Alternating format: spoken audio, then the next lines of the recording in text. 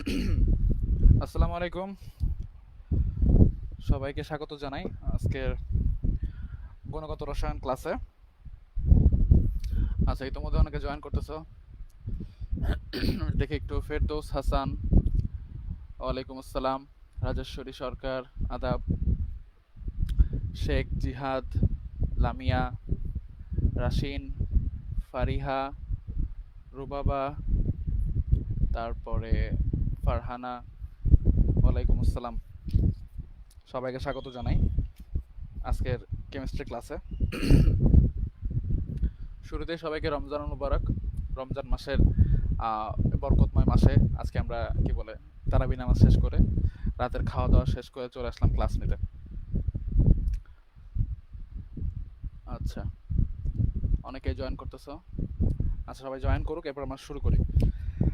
আজকে আমরা গুণগত রসায়নের একটা গুরুত্বপূর্ণ টপিক নিয়ে আলোচনা করব, সেটা হচ্ছে যে পরমাণু মডেল। ঠিক আছে, পরমাণু মডেল সম্পর্কে ভালো মতো ধারণা থাকলে আমাদের পরবর্তী পড়াশোনা যেগুলো আছে, তোমার হচ্ছে কোয়ান্টাম সংখ্যা, বর্ণালী, এগুলো নিয়ে পড়াশোনা মোটামুটি সহজ হবে। তো আমাদের আগে ভালো করে পরমাণু মডেল সম্পর্কে ধারণা নিতে হবে। ঠিক আছে। আচ্ছা, ওয়ালাইকুম আসসালাম। জয়েন করো তোমরা, এরপর শুরু করব। 5-7 মিনিট পরেই, 2-3 মিনিট পরেই শুরু করব। 5-7 মিনিট না, 2-3 মিনিট পরে শুরু করব। সবাই জয়েন করো।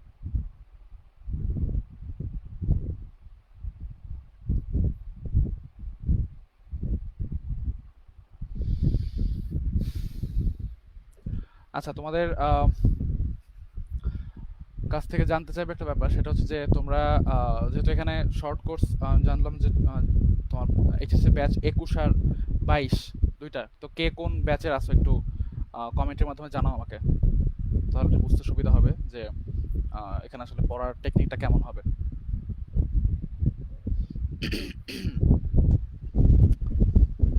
যদি অনেক ছোটরা থাকে এখানে, 22 সালের অনেকে থাকে।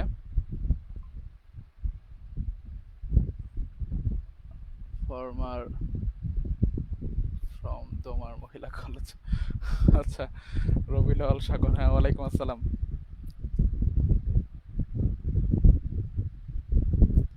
আচ্ছা, 22 তাসনিম হক 2022, ইশরাত জাহান, আচ্ছা সরি, ফারহানা, ফারিহা, রাজেশ্বরী সরকার 22, সাদিয়া 21, ইশরাত জাহান 21, লামিয়া সুলতানা 2022, আফরিন, জান্নাতুল, আভি, অভি, না সরি, আতিয়া নওরিন, তারপরে প্রমে, হাজেরা, বেশিরভাগই 2022 সাল। আচ্ছা, 22-এর ব্যাচ।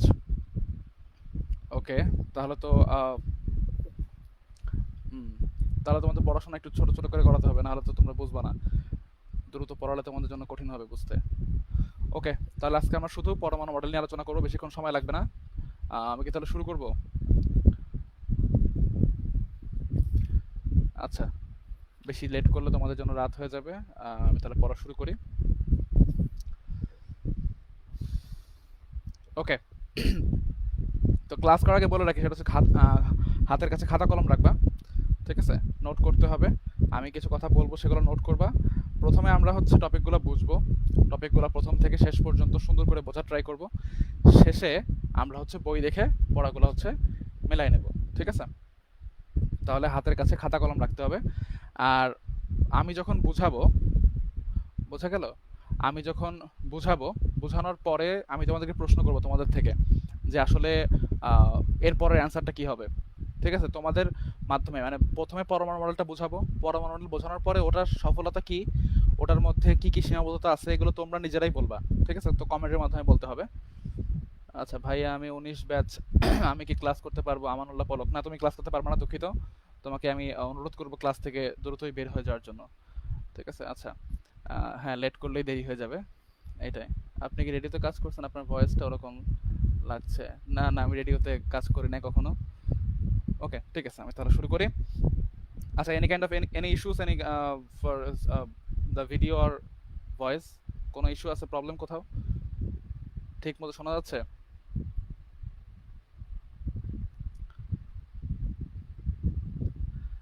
ঠিক মতো শোনা যাচ্ছে? কোনো ইস্যু নাই তো? আমার ভয়েস ঠিক মতো শোনা যাচ্ছে? ফ্যানের কোনো আওয়াজ টাওয়াজে প্রবলেম হচ্ছে না তো? একটু কনফার্ম করো, আমি এখন শুরু করবো ক্লাস।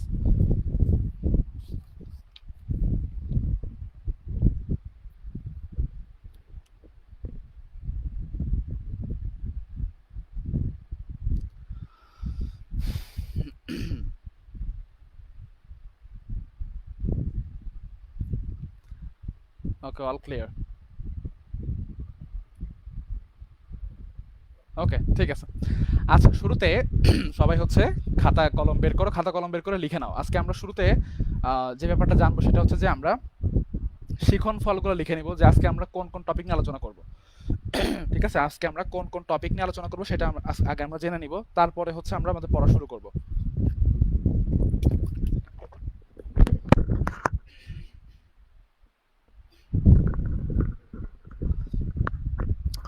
সাউন্ড, আচ্ছা, হ্যাঁ ভাই, সব ক্লিয়ার। ভয়েস অনেক সুন্দর। আচ্ছা, ভয়েস সুন্দর হয়ে লাভ নাই, আর একটু বাড়াইতে হবে। আচ্ছা, ঠিক আছে। ওকে, তোমরা হেডফোন ইউজ করো, হেডফোন ইউজ করলে বোধহয় একটু জোরে হবে। আমি তো জোরে কথা বলতেছি। আচ্ছা, তো আমি আগে বলে রাখি, প্রথমে হচ্ছে আমাদের যে অধ্যায়টা আমরা শুরু করতে যাচ্ছি এটা অনেক বড় একটা অধ্যায়, এবং বলতে পারো কেমিস্ট্রি ফার্স্ট পেপারে যে দুইটা অধ্যায়কে আমি মনে করি সব থেকে ইম্পর্টেন্ট, সেই দুইটার মধ্যে এটা একটা। আপুরে ঘুম পাড়ায় আসতে লেট হবে জানেন, জন্যই ক্লাস নিচ্ছেন, ডেডিকেশন লেভেল। আচ্ছা নীরব, তুমি চলে আসছো আমাকে পচানোর জন্য, ঠিক আছে, সমস্যা নেই, পচাতে থাকো। তো আজকে আমরা যে অধ্যায়টা পড়বো এই অধ্যায়টা হচ্ছে মোটামুটি তোমার কেমিস্ট্রি ফার্স্ট পেপারের যে দুইটা গুরুত্বপূর্ণ অধ্যায় আছে, গুণগত রসায়ন এবং রাসায়নিক পরিবর্তন, এই দুটো অধ্যায় মনে করি সব থেকে ইম্পর্টেন্ট তোমার কেমিস্ট্রি ফার্স্ট পেপারে। এবং এখান থেকে তুমি বলো, যেটাই চিন্তা করো তুমি, হচ্ছে এইচএসসি বলো বা হচ্ছে তোমার মেডিকেল ভর্তি পরীক্ষা, দুই জায়গাতেই হচ্ছে মোটামুটি এখান থেকে সব থেকে বেশি প্রশ্ন হয়। এবং আমাদের বার আমি যখন 18 সালে পরীক্ষা দেই, 18 সালে যখন পরীক্ষা দিই তখন হচ্ছে গুণগত রসায়ন থেকে আসলে 3টা সৃজনশীল। ঠিক আছে, তো এই অধ্যায়টা যথেষ্ট গুরুত্বপূর্ণ, আমরা অনেক এলাবোরেটলি অধ্যায়টা পড়বো। ঠিক আছে, অনেক বিস্তারিতভাবে পড়াশোনা করব, যে টপিকগুলো বইতে নাই বা বইতে আছে, বইতে অনেক কিছু থাকবে না যেগুলো আমরা অ্যাটাচ করে নিব। ঠিক আছে, আমরা জেনে নিব সেগুলো, তোমরা কি করো পরবর্তীতে সেগুলো বইয়ে অ্যাড করে নিবা, খাতায় লিখতে পারো বা হচ্ছে তোমার একটা জায়গাতে লিখে সেটা অ্যাড করে নিবা বইয়ের মধ্যে বা বইয়ের কোনো পেজে লিখতে পারো। ঠিক আছে, তো এই অধ্যায়ে যখন আমরা পড়বো, আমরা অধ্যায়টা 3-4টা বা 5টা ক্লাস লাগতে পারে, কয়টা ক্লাস লাগবে আমি জানি না। মোটামুটি আমাদের একটা ক্লাস লাগবে পরমাণু মডেল বোঝার জন্য, একটা ক্লাস লাগবে কোয়ান্টাম সংখ্যা বোঝার জন্য। ঠিক আছে, তারপরে মোটামুটি আমাদের কোয়ান্টাম সংখ্যা পড়ার পরে বুঝতে হবে হচ্ছে দ্রাব্যতা নিয়ে আলোচনা করতে হবে, দ্রাব্যতা এবং দ্রাব্যতার গুণফল, আয়নিক গুণফল, ঘনমাত্রা নিয়ে পড়াশোনা করতে হবে, আমাদের বর্ণালী পড়তে হবে। ঠিক আছে, বর্ণালী পড়ার পর আমাদের আলোক বর্ণালী পড়ার আগে আমাদের আবার আলো নিয়ে জানতে হবে। এর পরবর্তীতে আমরা জানবো হচ্ছে পাতন, দ্রাবক নিষ্কাশন। ঠিক আছে, এগুলো নিয়ে আমরা আলোচনা করব। পাতনের মধ্যে কতগুলো ভাগ আছে, সাধারণ পাতন, ঊর্ধ্ব পাতন। ঠিক আছে, এগুলো নিয়ে আমরা পরবর্তীতে আলোচনা করবো। আচ্ছা, তো শুরু করি আজকে আমাদের ক্লাস। আজকে আমাদের পড়াশোনা হচ্ছে কোয়ান্টাম, আমাদের পড়াশোনা হচ্ছে পরমাণু মডেল নিয়ে। শুরুতে লিখো আমাদের যে বিশ্বজগৎ, প্রকৃতি বিজ্ঞানীরা বিশ্বজগৎকে ভাগ করেছেন কয় ভাগে? 2 ভাগে। ঠিক আছে, প্রকৃতি বিজ্ঞানীরা আমাদের পুরো বিশ্বজগৎকে ভাগ করেছেন কয় ভাগে? 2 ভাগে। একটি হচ্ছে পদার্থ, অপরটা হচ্ছে বিকীর্ণ শক্তি। ঠিক আছে, পদার্থ এবং বিকীর্ণ শক্তি। এই যে পদার্থের মধ্যে বিভিন্ন ধরনের কি আছে, আমাদের যে পদার্থ গঠিত হচ্ছে, পদার্থের মধ্যে কি রয়েছে? বিভিন্ন প্রকারের পরমাণু আছে। ঠিক আছে, ভালো করে বুঝবা আমাদের।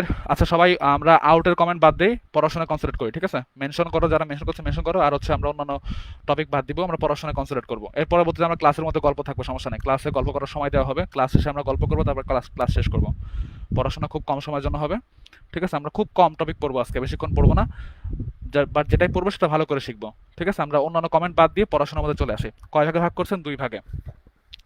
আচ্ছা, একটি হচ্ছে পদার্থ, অপরটা হচ্ছে বিকীর্ণ শক্তি। পদার্থ এবং বিকীর্ণ শক্তি, আমাদের আলোচনা আজকে বিকীর্ণ শক্তি নিয়ে না, আমরা বিকীর্ণ শক্তি নিয়ে পড়াশোনা করব না, এটা করব পরবর্তী ক্লাসে। আজকে আমরা পড়ব হচ্ছে কি নিয়ে? আজকে আমরা পড়বো হচ্ছে ওই প্রথমটা, পদার্থ নিয়ে। এবং পদার্থ গঠিত হয় কি নিয়ে বলতো? অনেকগুলো পরমাণু নিয়ে। তো আজকে আমাদের জানতে হবে পরমাণুগুলো আসলে দেখতে কেমন, তাই না? আমরা কি আশেপাশে দেখতে পাই পরমাণু? আমাদের খালি চোখে দেখা যায় পরমাণু দেখতে কেমন? গোল, লম্বা, সর্বভুজাকার, অষ্টভুজাকার, নাকি কেমন দেখতে পাওয়া যায়? না, আমাদের এখন জানতে হবে কি পরমাণু মডেল, বিকজ এটা এমন একটা জিনিস যেটা খালি চোখে দেখতে পাওয়া যাচ্ছে না। তো আমাদের পরমাণু জানতে গেলে কি জানতে হবে? এটার গঠনটা কেমন, তাই না?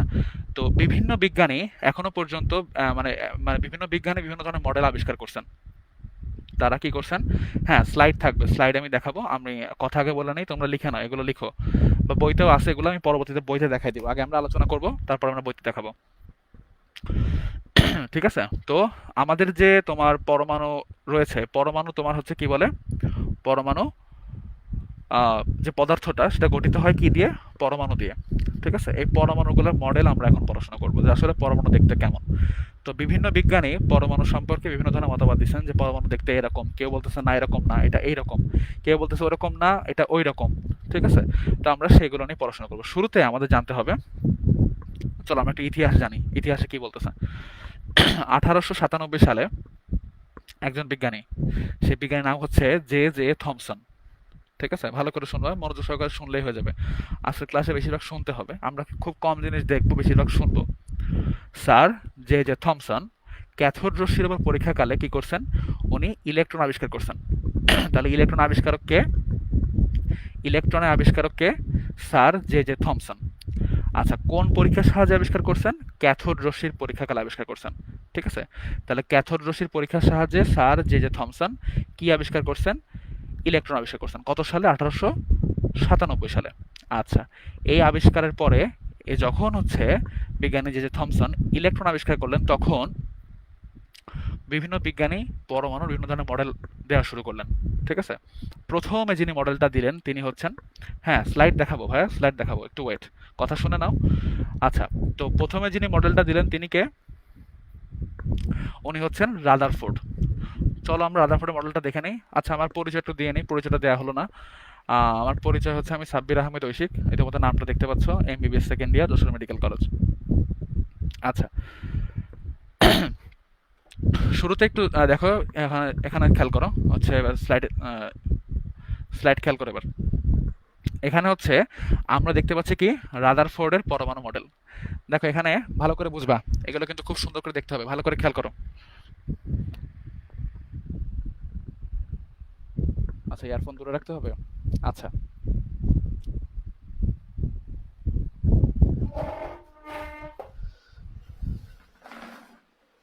ওকে ওকে, এবার খেয়াল করো। তো এখন দেখো, আমরা চিত্রে যে মডেলটা দেখতে পাচ্ছি, চিত্রে আমরা যে মডেলটা দেখতে পাচ্ছি এটা হচ্ছে রাদারফোর্ডের পরমাণু মডেল। তো আমরা কি বললাম, এই বিশ্বজগৎকে কয় ভাগে ভাগ করা হয়েছে, বিশ্বজগৎকে দুই ভাগে ভাগ করা হয়েছে, তাই না? একটা হচ্ছে পদার্থ, অপরটা কি, বিকীর্ণ শক্তি। চলো আমরা একটু, তোমরা আবার না দেখলে বুঝবা না, একটু একটু বোঝাই দেখাই আসি। দেখো এখানে খেয়াল করো, বইতে বইতে খেয়াল করো। দেখো, এই বিশ্ব প্রকৃতি বিজ্ঞানীদের কাছে কয় ভাগে বিভক্ত, দুই ভাগে। আমি যে কথাটা বলছিলাম সেটা কি, একটি হচ্ছে পদার্থ, অপরটা হচ্ছে তোমার বিকীর্ণ শক্তি, তাই না? পদার্থ এবং বিকীর্ণ শক্তি। আচ্ছা, আজকে আমাদের পড়াশোনা বিকীর্ণ শক্তি নিয়ে নাই। ঠিক আছে, আমরা রেডিয়েন্ট এনার্জি নিয়ে পড়াশোনা করবো না, এটা পরবর্তী আলোচনা করব। তো আজকে আমাদের পড়াশোনা কি নিয়ে, পড়াশোনা হচ্ছে পদার্থ নিয়ে। ঠিক আছে, আচ্ছা এখন একটা একটা জিনিস খেয়াল করে, এখানে সব পদার্থের গঠনে কি রয়েছে, সব পদার্থের গঠনে রয়েছে বিভিন্ন প্রকারের মৌলের পরমাণু। এই জিনিসটা এখন আমাদের সব থেকে বড় ইম্পর্টেন্ট। মেন কথা হচ্ছে আমরা এই অধ্যায়টা কেন পরমাণু মডেল সম্পর্কে আলোচনা করব, কারণ হচ্ছে আমরা আমাদের যে বিশ্বজগৎ দুই ভাগে ভাগ করা হয়েছে, একটা হচ্ছে পদার্থ, অপরটা হচ্ছে বিকীর্ণ শক্তি। এখন এই তোমার যে পদার্থগুলা সেগুলো কি দ্বারা গঠিত, মৌলের পরমাণু দ্বারা গঠিত। ঠিক আছে, এখন আমাদের কি জানতে হবে, পরমাণু মডেল সম্পর্কে পড়তে হবে। একটা জিনিস খেয়াল করো, এখানে 1897 সালে স্যার জে জে থমসন, 1897 সালে স্যার জে জে থমসন কি করছেন, ক্যাথোড রশ্মির উপর পরীক্ষাকালে ইলেকট্রন আবিষ্কার করছেন। এই ইলেকট্রন আবিষ্কার করার পরে বিভিন্ন বিজ্ঞানী বিভিন্ন সময় কি করছেন, এক একটা মডেল দিচ্ছেন। তো চলো আমরা শুরুতে রাদারফোর্ডের মডেলটা দেখে নেই। খেয়াল করো চিত্রে, এটা হচ্ছে রাদারফোর্ডের মডেল। ঠিক আছে, আচ্ছা আমরা একটু পড়াশোনা করি, তারপর আমরা গল্প করবো আবার। ঠিক আছে, গল্প করবো, আগে আমরা একটু পড়াশোনা করি, এটা ভালো করে খেয়াল করো। দেখো এটা হচ্ছে রাদারফোর্ডের মডেল। এখন এই রাদারফোর্ডের মডেল, দেখো আমরা রাদারফোর্ড মডেলে কি পড়বো, আমরা রাদারফোর্ড মডেলের মধ্যে রাদারফোর্ড মডেলের বর্ণনা পড়তে হবে, রাদারফোর্ড মডেল সম্পর্কে আমাদের জানতে হবে। এছাড়া এই মডেলের মধ্যে কি কি সমস্যা আছে, ঠিক আছে, ভালো করে আমার কথাটা বুঝবা।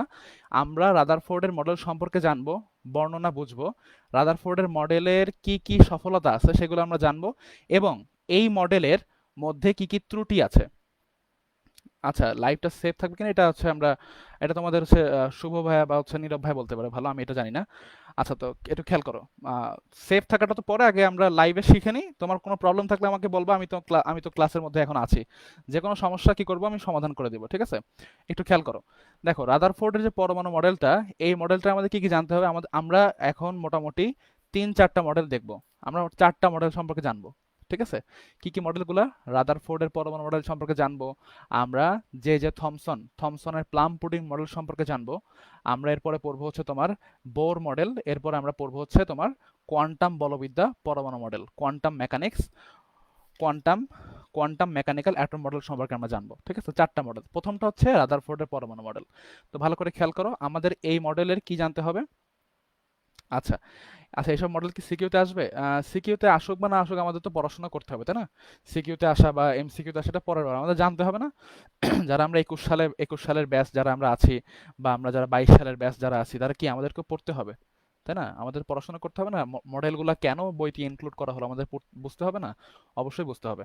তো খেয়াল করো, তো এখানে রাদারফোর্ডের যে পরমাণু মডেল, এই মডেলে কি কি জানা লাগবে? সফলতা এবং ব্যর্থতা বা ত্রুটি বা সীমাবদ্ধতা।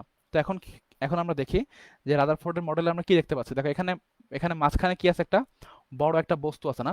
দেখো লাল কালারের একটা বস্তু, যেখানে প্লাস চিহ্ন দেওয়া আছে, এইটাকে রাদারফোর্ড বলতেছে নিউক্লিয়াস, ঠিক আছে? রাদারফোর্ড বলতেছে নিউক্লিয়াস। এবং এর পাশে যে সবুজ রঙের আমরা দেখতে পাচ্ছি গোল গোল জিনিসগুলা, এগুলো কি? আচ্ছা, এই পাশে যেগুলো আমরা দেখতে পাচ্ছি এগুলোকে সবুজ রঙের, নেগেটিভ চিহ্ন দেয়, এগুলো হচ্ছে ইলেকট্রন। আচ্ছা, তোমরা ভালো করে একটু বলো তো আমাকে, যে এই মডেলটা তোমরা যারা দেখতে পাচ্ছ স্ক্রিনে, এখানে কি কোনো কক্ষপথ আছে? ইলেকট্রনগুলা কি কোনো নির্দিষ্ট সজ্জা বা নির্দিষ্ট কক্ষপথে আবর্তন করে ঘুরতেছে? বলো তো একটু, এখানে কোনো কক্ষপথ দেখতে পাচ্ছ কেউ? হ্যাঁ, কোনো কক্ষপথ দেখা যাচ্ছে এখানে? যে কক্ষপথে বা হচ্ছে কোনো একটা নির্দিষ্ট জায়গাকে কেন্দ্র করে ইলেকট্রনগুলা ঘুরতেছে, কক্ষপথের আকৃতি বা কক্ষপথ দেখতে কেমন, দেখা যাচ্ছে কোনো কক্ষপথ? ইলেকট্রনগুলো কি কোনো কক্ষপথে নিয়ে ঘুরতেছে? না। লিমন সরকার বলতেছে না। আচ্ছা, তারপরে হচ্ছে ফারহানা নাজনীন বলতেছে না। আচ্ছা, এছাড়া আমরা এখানে দেখতে পাচ্ছি কি? দেখতে পাচ্ছি যে মাঝখানে যে বস্তুটা আছে, এই বস্তুটা কি বলতো? অনেক বড়, তাই না?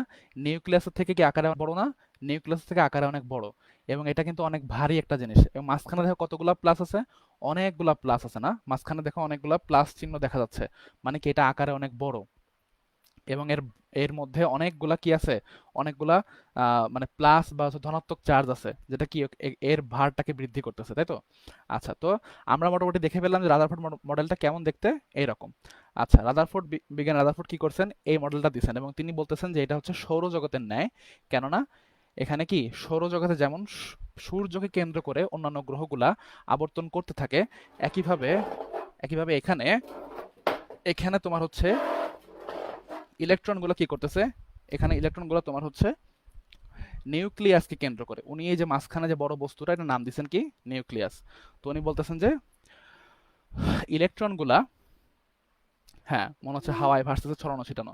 আচ্ছা, উনি বলতেছেন যে ইলেকট্রনগুলা নিউক্লিয়াসকে কেন্দ্র করে, যেভাবে সূর্যকে কেন্দ্র করে গ্রহগুলা ঘুরতে থাকে, সেভাবে ইলেকট্রনগুলা এই যে নিউক্লিয়াসটাকে কেন্দ্র করে ঘুরতেছে, ঠিক আছে? তো রাদারফোর্ড এই মডেলটা দিছেন, আবিষ্কার করছেন। আমরা আরেকটা চিত্র খেয়াল করি, এখানে দেখো, দেখো এখানে মাঝখানে কি আছে? একটা বড় একটা বস্তু আছে না? বড় একটা বস্তু, যেখানে দেখতে পাচ্ছি আমরা এটাকে, রাদারফোর্ড কি নাম দিচ্ছেন? নিউক্লিয়াস। চারপাশে কি আছে দেখো? ইলেকট্রন। আচ্ছা, কিন্তু এখানে আমরা কোনো সজ্জিত বিন্যাস দেখতে পাচ্ছি না, ঠিক আছে? সজ্জিত, হ্যাঁ সজ্জিত বিন্যাস দেখতে পাচ্ছি না। কারণ কি? এখানে ইলেকট্রনের কক্ষপথগুলো কেমন হবে? বিজ্ঞানী রাদারফোর্ড বলছেন যে কক্ষপথ দ্বারা কেন্দ্র করে ঘুরবে, ইলেকট্রনগুলো ঘুরবে, কিন্তু কিভাবে ঘুরবে, কক্ষপথগুলো আকৃতি কেমন, সেই সম্পর্কে কিন্তু কোনো ব্যাখ্যা দেওয়া হয় না। আচ্ছা, সবাই বইটা বের করো। এইবার সবাই বইটা বের করো। বইটা বের করে রাদারফোর্ড পরমাণু মডেলের সীমাবদ্ধতা, ওখানে চলে যাও, দ্রুত দ্রুত দ্রুত সবাই চলে আসো। রাদারফোর্ড পরমাণু মডেলের কি সীমাবদ্ধতা? আগে আমরা the limitations of Rutherford's atom model সম্পর্কে জেনে নেই, ঠিক আছে? সবাই বের করো, বইটা বের করো সবাই, হাজারি স্যার বা যে বইটা আছে, হাজারি স্যার বা গুহ স্যারের যে বই, কবির স্যারের যে বই আছে, বের করো, বের করে চলে আসো রাদারফোর্ড পরমাণু মডেলের সীমাবদ্ধতা, ঠিক আছে? বের করো। আচ্ছা, চলো প্রথমটা দেখি কি বলতেছে, ভালো করে খেয়াল করো। প্রথমটা বলা হচ্ছে, আমি একটু কি বললাম যে বিজ্ঞানী রাদারফোর্ড কি বলছেন, রাদারফোর্ড বলছেন যে রাদারফোর্ড বলছেন যে ইলেকট্রনগুলা গ্রহগুলোর ন্যায়, গ্রহগুলোর ন্যায়, গ্রহ যেভাবে সূর্যকে কেন্দ্র করে ঘুরে, রাদারফোর্ড বলতেছেন যে ইলেকট্রনগুলা ওভাবে একইভাবে নিউক্লিয়াসে কেন্দ্র করে ঘুরতেছে। ঠিক আছে, কিন্তু এখানে দেখো কি বলতেছে, তাহলে এখানে আমরা দেখতে পাচ্ছি যে ইলেকট্রনগুলোকে নিয়ে বলতেছে আবার নেগেটিভ চার্জ, তাই না, ঋণাত্মক চার্জ। কিন্তু আমাদের যে গ্রহগুলা সৌরজগতে ঘুরতেছে ওগুলোকে আসলে কোনো চার্জ আছে? চার্জ কিন্তু নাই, চার্জ শূন্য। আমরা জানি পৃথিবী চার্জ শূন্য। আমরা যারা স্থির তড়িৎ অধ্যায়টা পড়ছি ফিজিক্স সেকেন্ড পেপারে, তো সেখানে আমরা দেখছি কি পৃথিবী নিস্তড়িৎ, তাই না, পৃথিবী চার্জ নিরপেক্ষ, পৃথিবী কোনো চার্জ ধনাত্মক না ঋণাত্মক না। পৃথিবীর কাছে নিয়ে গেলে ঋণাত্মক চার্জ পজিটিভ হয়ে যাবে, পজিটিভ মানে সে পজিটিভ চার্জ থাকলে সেটাকে নেগেটিভ এসে নিউট্রাল করে দিবে, বা নেগেটিভ গেলে পজিটিভ দিয়ে নিউট্রাল করে দিবে, তাই তো।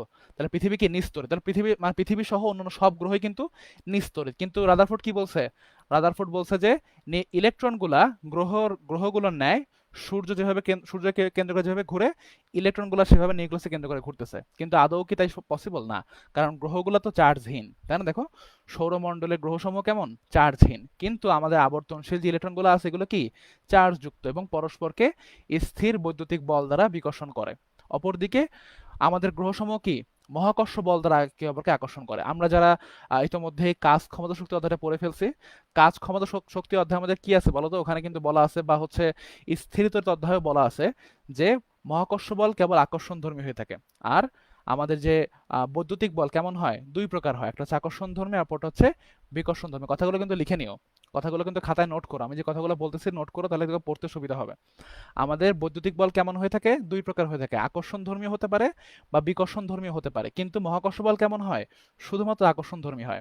তাহলে এখানে যে আহিত যে কণাটা সেটা কি ইলেকট্রন, এটা কি করতে পারে, একে অপরকে স্থির বৈদ্যুতিক আকর্ষণ বল দ্বারা বিকর্ষণ করে, সরি স্থির বৈদ্যুতিক বল দ্বারা বিকর্ষণ করে, কারণ কি সমধর্মী চার্জ। আচ্ছা, অপরদিকে গ্রহগুলো কি করে মহাকর্ষ বল দ্বারা আকর্ষণ করে।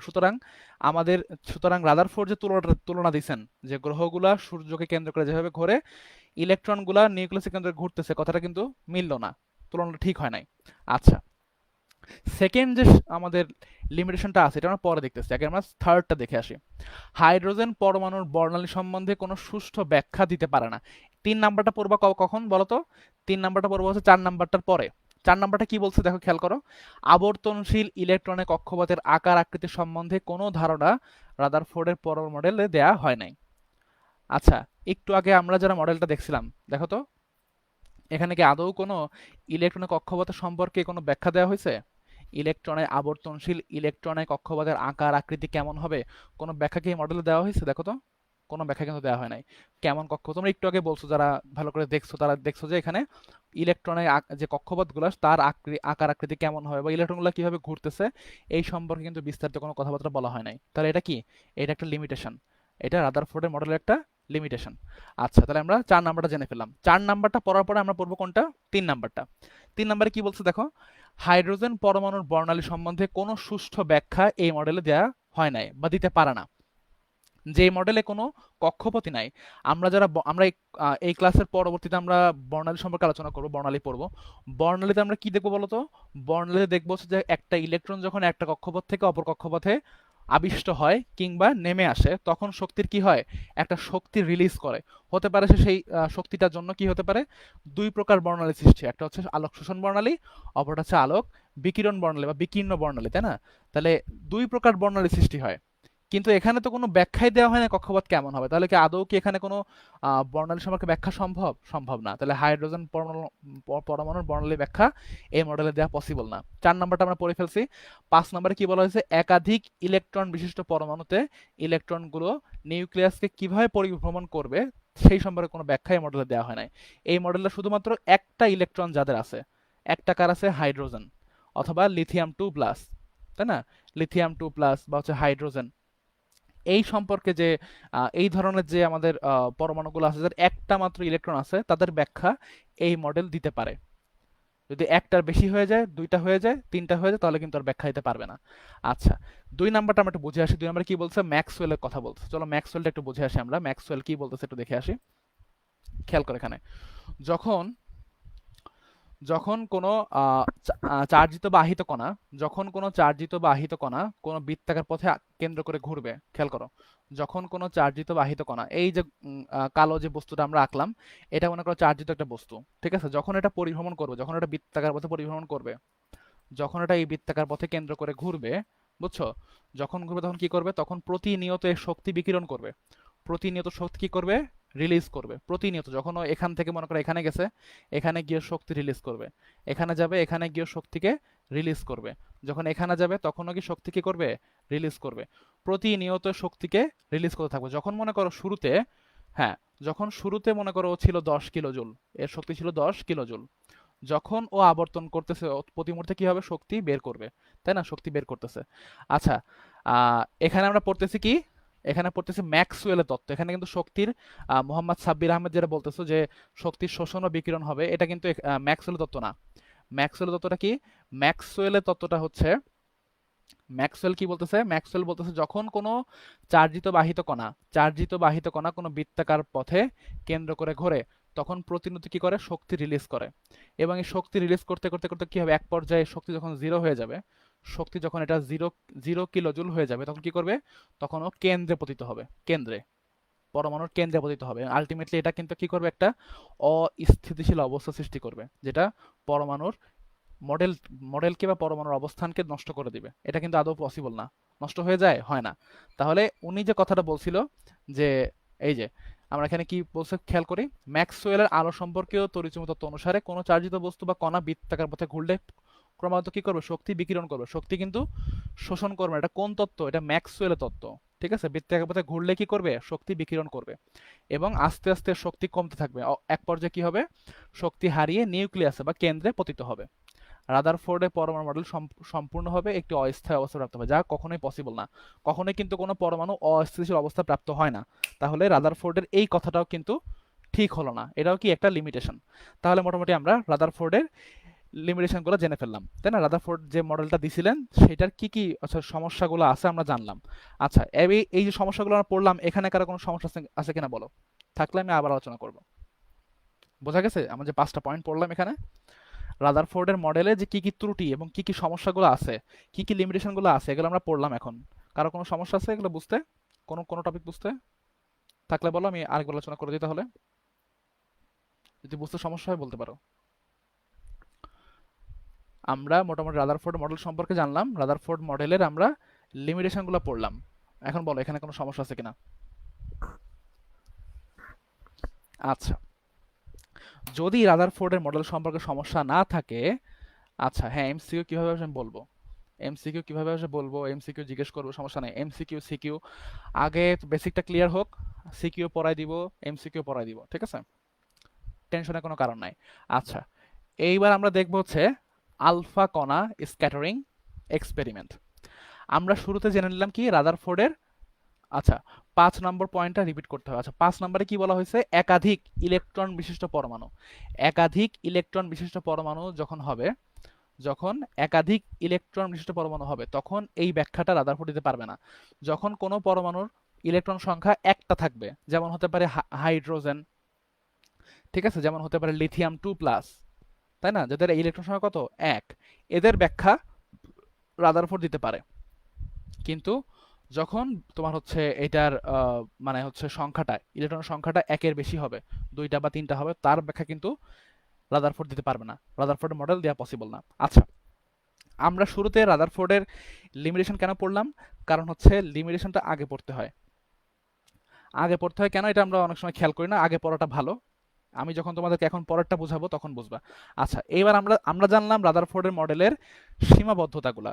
এখন আমরা দেখে আসি রাদারফোর্ড কেন, রাদারফোর্ডের মডেলটা কিভাবে আসছে, তিনি আবিষ্কার করলো কিভাবে, বা তিনি যে তত্ত্বগুলা বলছেন এটা কেন আসছে। আচ্ছা, 2 নাম্বারটা বলা হচ্ছে,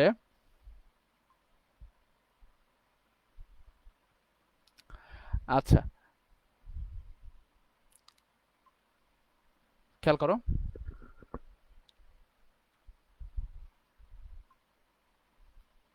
ওকে, বিজ্ঞানী ম্যাক্সওয়েল বলতেছেন যখন কোনো আহিত বা চার্জিত কণা কোনো বৃত্তাকার পথে আবর্তন করে ঘোরে, যখন কোনো আহিত বা চার্জিত কণা বৃত্তাকার পথে আবর্তন করে ঘোরে তখন ক্রমাগত কি করে, শক্তি বিকিরণ করে।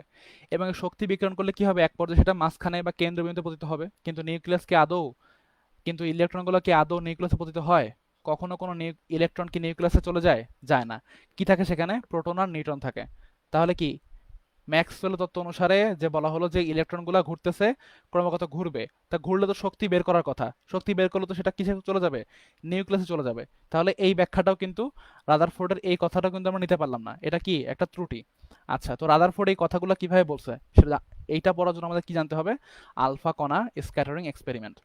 আচ্ছা, যে জিজ্ঞেস করতেছিল যে ভাইয়া এখানে এমসিকিউ থেকে কি প্রশ্ন হবে, এমসিকিউ থেকে প্রশ্ন হবে যে হচ্ছে তোমার এখানে হ্যাঁ, কি কি প্রশ্ন হবে সেটা আমি বলতেছি, দাঁড়াও খেয়াল করো এখানে। রাদারফোর্ডের আলফা কণা বিচ্ছুরণ পরীক্ষা। তো আমরা যে নিউক্লিয়াসটা আবিষ্কার করলাম, মানে আবিষ্কৃত হলো, এটা কিভাবে আবিষ্কৃত হলো খেয়াল করো। রাদারফোর্ডের পরমাণু মডেল সালটা দেখো, কত সালে? 1911 সালে। 1911 খ্রিস্টাব্দে বিজ্ঞানী রাদারফোর্ড কি করছেন, আবিষ্কার করছেন তোমার হচ্ছে কি, আচ্ছা এবার খেয়াল করো, 1911 সালে রাদারফোর্ড কি আবিষ্কার করছেন? পরমাণু মডেল, তাই না?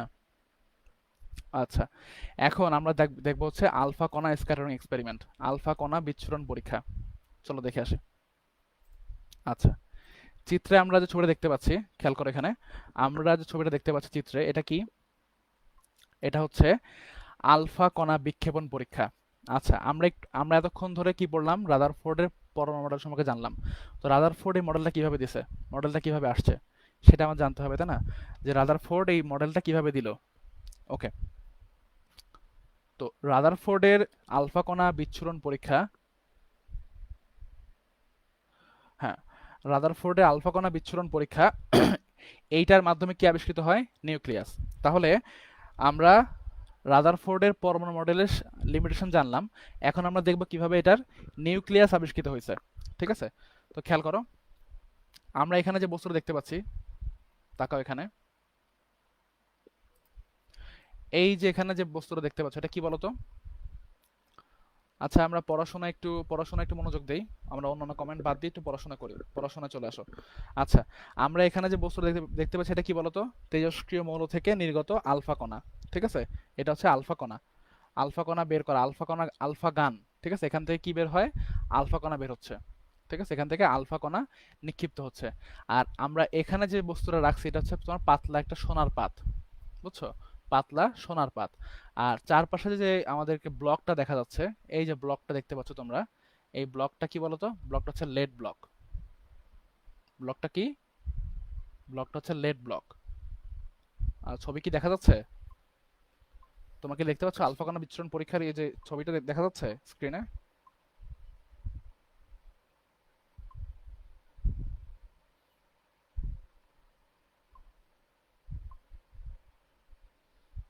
দাঁড়াও দেখে নেই।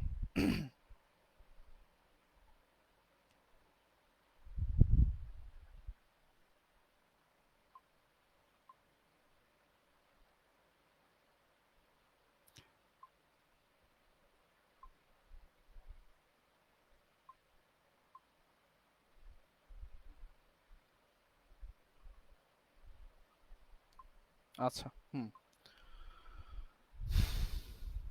আচ্ছা, একজন প্রশ্ন করছে যে ইলেকট্রন ঘুরতে ঘুরতে কেন্দ্রে পতিত হওয়ার পর কি হয়। আচ্ছা, ইলেকট্রন কখনোই ঘুরতে ঘুরতে ঘুরতে ঘুরতে কেন্দ্রে পতিত হয় না। ঠিক আছে, ইলেকট্রন কখনোই ঘুরতে ঘুরতে কেন্দ্রে পতিত হয় না। যদি কেন্দ্রে পতিত হতো, কখনোই কেন্দ্রে পতিত হবে না, কারণ কি ইলেকট্রনটা কি নেগেটিভ চার্জ বিশিষ্ট। আর তোমার হচ্ছে না, নিঃশেষ হয় না। ইলেকট্রন কখনোই কেন্দ্রে পতিত হয় না, কারণ কেন্দ্রে কি থাকে? প্রোটন আর নিউট্রন থাকে। আর ইলেকট্রন কি চার্জ বিশিষ্ট? নেগেটিভ চার্জ বিশিষ্ট। পতিত হবে না বলেই কিন্তু পতিত পতিত হবে না বলেই কিন্তু এই যে রাদারফোর্ডের যে কথাটা বলা হয়েছে যে আহ, ঠিক আছে, পতিত হবে না বলেই কিন্তু কি, না পতিত হবে না বলেই তো এই তত্ত্বটা নিতে পারি না আমরা। কারণ বিজ্ঞানী ম্যাক্সওয়েল বলতেছিল যে যখনই কোনো, মানে ম্যাক্সওয়েল তত্ত্ব অনুসারে যখনই কোনো আহিত কণা, চার্জিত কণা কোনো হচ্ছে বৃত্তাকার পথে আবর্তিত হয় তখন কি করে? শক্তি বিকিরণ করে। তো যদি ইলেকট্রনগুলো শক্তি বিকিরণ করতোই ঘুরতে ঘুরতে, তাহলে তো এক পর্যায়ে কেন্দ্রে পতিত হওয়ার কথা, আর কেন্দ্রে পতিত হয়ে মানে তো পসিবল না কখনো। এই জন্য হচ্ছে ব্যাপারটা হচ্ছে রাদারফোর্ডের ওই তত্ত্বটা নেওয়া যাচ্ছে না। রাদারফোর্ডের এটা কি একটা লিমিটেশন, তার মডেলের একটা সমস্যা। আচ্ছা, এখন আমরা পড়তেছিলাম আলফা কণা বিচ্ছুরণ পরীক্ষা, খেয়াল করো। তো যে আলফা কণা বিচ্ছুরণ পরীক্ষা আমরা এখানে কি কি নিছি? একটা নিচে হচ্ছে আমরা এখান থেকে একটা তেজস্ক্রিয় নিউক্লিয়াস থেকে যে তেজস্ক্রিয় মৌল থেকে যে আলফা কণা বের হচ্ছে, ঠিক আছে, আলফা কণা বের হচ্ছে, এটা কি সে আলফা কণা বের হওয়া যে মেশিনটা, সেটা আলফা গান। আচ্ছা, এটা হচ্ছে পাতলা সোনার পাত। আর চারপাশে আমরা কি নিছি? একটা একটা হচ্ছে তোমার জিঙ্ক সালফাইড আবরণযুক্ত পর্দা। কি নিছি? জিঙ্ক সালফাইড আবরণযুক্ত পর্দা, ঠিক আছে। আচ্ছা, এখন এখান থেকে যখন আলফা কণা বেরোচ্ছে, আলফা কণা যখন এখান থেকে বেরোচ্ছে, তখন কি হচ্ছে খেয়াল করো। হ্যাঁ, ইলেকট্রনগুলো কেন্দ্রে পতিত হবে না, কেন্দ্রে পতিত হওয়া পসিবল না, কিন্তু রাদারফোর্ডের কথা অনুসারে কেন্দ্রে পতিত হচ্ছে। মানে রাদারফোর্ডের কথা অনুসারে যে রাদারফোর্ডের কথা অনুসারে কেন্দ্রে পতিত হওয়ার কথা, কারণ ম্যাক্সওয়েলের তত্ত্ব তো সেটাই বলতেছে, কিন্তু আদৌ কখনো কিন্তু কেন্দ্রে পতিত হয় না। কিন্তু তার কথা অনুযায়ী পতিত হচ্ছে, মানে সে পতিত করাচ্ছে, কিন্তু পতিত কখনো হয় না। এইটাই তার লিমিটেশন, ঠিক আছে। আচ্ছা, এখন এখানে খেয়াল করো, তোমাদের বইতে দেখো আলফা কণা বিচ্ছুরণ পরীক্ষায় আমাদের এখানে তিনটা উপকরণের কথা বলা আছে। একটা কি? তেজস্ক্রিয় মৌল থেকে নির্গত হওয়া আলফা কণা। এরপর বলা আছে পাতলা সোনার পাত। যারা বলতেছিল ভাই এমসিকিউ প্রশ্ন কি হবে, এখানে সোনার পাতের যে পুরুত্বটা 0.0004 সেন্টিমিটার, এটা হচ্ছে একটা এমসিকিউ প্রশ্ন, ঠিক আছে, এটা একটা গুরুত্বপূর্ণ এমসিকিউ প্রশ্ন। আচ্ছা, এরপরে কি? জিঙ্ক সালফাইড আবরণযুক্ত পর্দা। আচ্ছা, আর একটা জিনিস এখানে লেখা নাই, লিখে নাও 4 নাম্বারটা। 4 নাম্বারটা হচ্ছে লেড ব্লক। 4 নাম্বার পয়েন্টটা এখানে লিখে নাও, লেড ব্লক। এখানে রাদারফোর্ডের যে উপকরণগুলো আমরা ইউজ করি তার মধ্যে তোমার 4টা জিনিস আছে। আচ্ছা, পাতলা সোনার পাত কেন ইউজ করেছে? হ্যাঁ, এটা একটা ভালো প্রশ্ন, দাঁড়াও বলতেছি। তার আগে দেখায় না, এটা খেয়াল করো।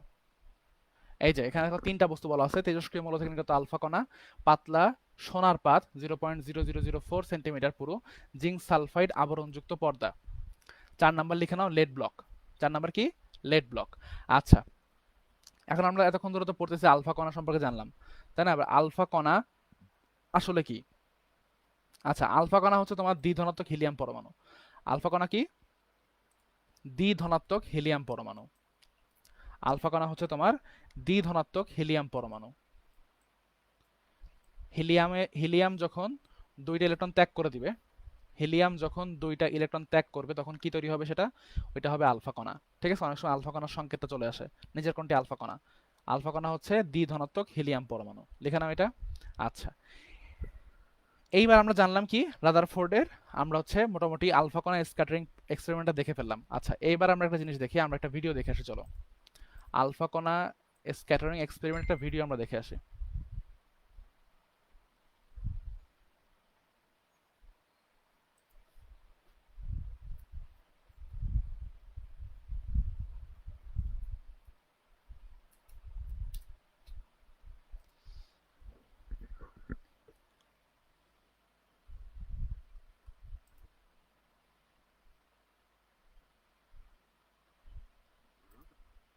আচ্ছা, খেয়াল করো একটু,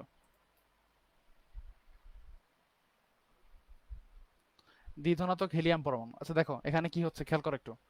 রাদারফোর্ডের আলফা কণা বিচ্ছুরণ পরীক্ষায় কি ঘটতেছে মেইনলি একটু খেয়াল করো। দেখো এখানে দেখো, দেখো এখান থেকে কি বেরোচ্ছে? Source of alpha particle. Alpha particle থেকে কি বেরোচ্ছে দেখো তো, এখান থেকে আলফা কণা বেরোচ্ছে, তাই না? আলফা কণা বের হয়ে কোথায় আঘাত করতেছে? থিন গোল্ড, তাই না? পাতলা সোনার পাতকে আঘাত করতেছে, পাতলা সোনার পাতকে আঘাত করতেছে। সোনার পাতকে আঘাত আঘাত করার পরে কি হচ্ছে খেয়াল করো, দেখো এখানে ওই দেখো কণাগুলো কোথায় আঘাত করতেছে? গিয়ে জিঙ্ক সালফাইড আবরণযুক্ত পর্দায়, দেখছো? ওই দেখো জিঙ্ক সালফাইড আবরণযুক্ত পর্দায় গিয়ে আঘাত করতেছে, তাই না? আচ্ছা, দেখো এখানে সবগুলো কিন্তু সরল লেখা যাচ্ছে না, যাচ্ছে? সবগুলো কিন্তু সরল লেখা যাচ্ছে না, একটা এদিকে বেঁকে গেছে, একটা এই পাশে বাঁকতেছে, একটা ওই দিকে চলে যাচ্ছে, একটা এই পাশে চলে যাচ্ছে। তারপরে আরো দেখো, একটা দেখো এই পাশে চলে গেছে। দেখো সবগুলো কোথায় পড়ছিল? প্রথম ব্লকটা দেখছো, লেড ব্লকের ফার্স্ট ব্লকে পড়তেছিল সবগুলা। লেড ব্লকের ফার্স্ট ব্লকে দেখো, ফার্স্ট ব্লকের মধ্যে কিন্তু এক জায়গায় পড়ে নাই, ভিন্ন ভিন্ন জায়গায় ছড়াই গেছে। তার মধ্যে একটা কোথায় গেল দেখো তো, একটা পরের ব্লকে চলে গেছে। তার মধ্যে একটা পুরোপুরি পেছন দিকে চলে আসছে, দেখো এই যে একদম পেছনে সেকেন্ড থার্ড ফোর্থ ব্লকে এসে পড়তেছে আলফা কণাটা। একটা দেখো একদম পেছনে পুরো 180 ডিগ্রি বেঁকা হয়ে চলে আসলো এখানে, ঠিক আছে। বেশিরভাগই সামনে যাচ্ছে, বাট সামনে যেগুলো আছে সেগুলো দিক পরিবর্তন করতেছে, এর মধ্যে অনেকগুলো তার নির্দিষ্ট অবস্থান থেকে সরে যাচ্ছে, দেখছো? একটা ওইদিকে, একটা এই পাশে, একটা পেছন দিকে, পুরোপুরি একটা 180 ডিগ্রি পেছনে চলে আসতেছে, একদম 180 ডিগ্রি পেছনেও ব্যাক করতেছে কিছু কিছু কণা, তাই না? তাহলে এই ঘটনা ঘটার কারণ কি? আচ্ছা, যে বলতেছিলা যে এখানে গোল্ড, গোল্ড নেয়ার কারণ কি? আচ্ছা, গোল্ড হচ্ছে একটা ধাতু, ঠিক আছে? এখানে তামা, তামা বা রূপা এই ধরনের কোনো সিলভার বা হচ্ছে গোল্ড ইউজ করলে আলফা পার্টিকেল স্ক্যাটারিং এক্সপেরিমেন্টটা সঠিকভাবে হইতো না, ঠিক আছে? আলফা পার্টিকেল স্ক্যাটারিং এক্সপেরিমেন্ট করার জন্য আলফা কণাটাকে এমন একটা ধাতুর সঙ্গে ইউজ করতে হবে যে ধাতুটার মধ্য দিয়ে আলফা কণা সহজেই কি হতে পারে, ডিসপেন্সিবল হতে পারে, সহজেই পাস হতে পারে, ঠিক আছে? তামা বা রূপার ভেদ্যতার সাথে আলফা কণার ভেদ্যতা মিলবে না, ঠিক আছে? গোল্ড ব্যাপারটার সাথে, গোল্ডের সাথে আলফা পার্টিকেল স্ক্যাটারিং এক্সপেরিমেন্টের একটা যোগসূত্র আছে, ঠিক আছে? গোল্ড নিলে ব্যাখ্যাটা ভালোভাবে হবে, গোল্ড নিলে এক্সপেরিমেন্টটা সুন্দরভাবে করা পসিবল, এই জন্য এখানে গোল্ড নিয়ে করা হয়েছে।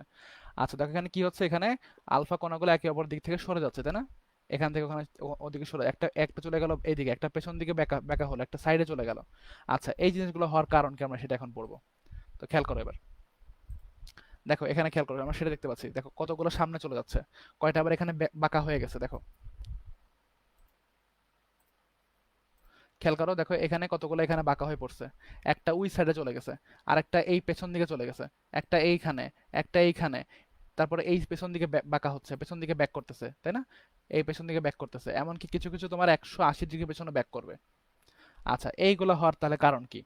চলো আমরা এবার আমরা এবার রাদারফোর্ডের পরীক্ষার বর্ণনাগুলো দেখে নেই। দেখো ভাই, আপনার ক্লাসটা বেস্ট। আচ্ছা দেখো খেয়াল করো, আমাদের যে আলফা কণা, আলফা কণাগুলো কি, আলফা কণা যে তোমার হচ্ছে সোনা, আচ্ছা কোথায় পাবা? এই যে আমার ক্লাসেও দেখলা, কোনো সমস্যা হলে আমাকে জিজ্ঞেস করো, আমি তোমার অ্যান্সার করবো, কোনো সমস্যা নাই। আচ্ছা এইবার আমরা একটু খেয়াল করে দেখো, এখানে যে হচ্ছে আমাদের এই যে কণাগুলা, এই যে পাতলা সোনার পাতকে ভেদ করে কণাগুলা যে এখানে চলে গেল, হ্যাঁ না, পাস করলো, তাই না? এখানে পাস করলো, এই পাস কেন করলো? নিশ্চয়ই আমার কথাগুলো ভালো করে শোনো, এখানে পাস কেন করলো? কারণ কি, এই যে আলফা কণা, এই যে তোমার হচ্ছে পাতলা সোনার পাত, নিশ্চয়ই এই পাতলা সোনার পাতের বেশিরভাগ অঞ্চলই ফাঁকা, তাই না?